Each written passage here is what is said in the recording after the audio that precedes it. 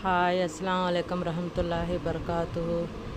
ఇందాక చేపలు పట్టొచ్చారు కదండి, సముద్రం చేప. దానికి మసాలా అండి, టమాటా, ఎర్రగడ్డ, అల్లం, వెల్లుల్లి ఇవన్నీ మిక్సీ పట్టుకోవాలి. కొద్దిగా కొబ్బరి వేసుకోవాలి. చేపలండి కడిగించుకొని బాగా ముక్కలు తీసుకొని, అంత చేపలు లేవండి, కొద్దిగా చేపలే.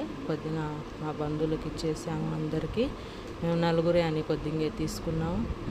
దీంట్లో ఉప్పు, ధనియాల పొడి, కారము మీరు ఎంత టేస్ట్ చేసుకుంటారో అంతే వేసుకోండి, మీ ఇష్టం అదంతా.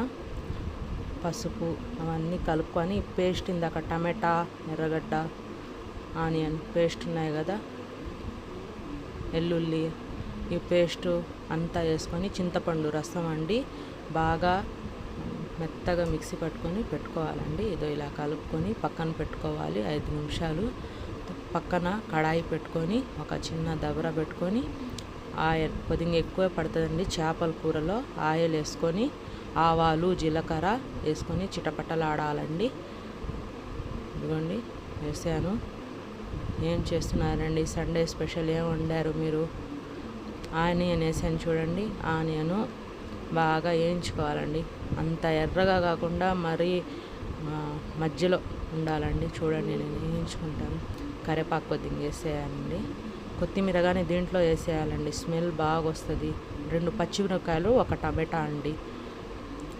ఆనియన్ కానీ ఒకటే వేసానండి, ఎక్కువ వేయలేదు. ఇవన్నీ బాగా మగ్గించుకోవాలి 5 నిమిషాలు. కొత్తిమీర కానీ వేస్తే దీంట్లోనే స్మెల్ వస్తుంది. లాస్ట్లో వేస్తారు కొద్దిమంది, ఫస్టే వేసేయాలి. ఈ మసాలా అంతా చేపల పులుసులో పెట్టుకున్నాము కదండి, ఇవన్నీ వేసేయాలండి.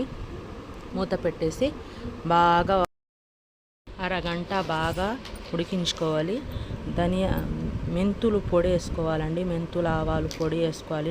లాస్ట్లో దించేటప్పుడు వేసుకోండి. వంకాయలు కానీ వేసుకోండి, సూపర్ టేస్ట్ ఉంటుంది. కామెంట్ చేయి.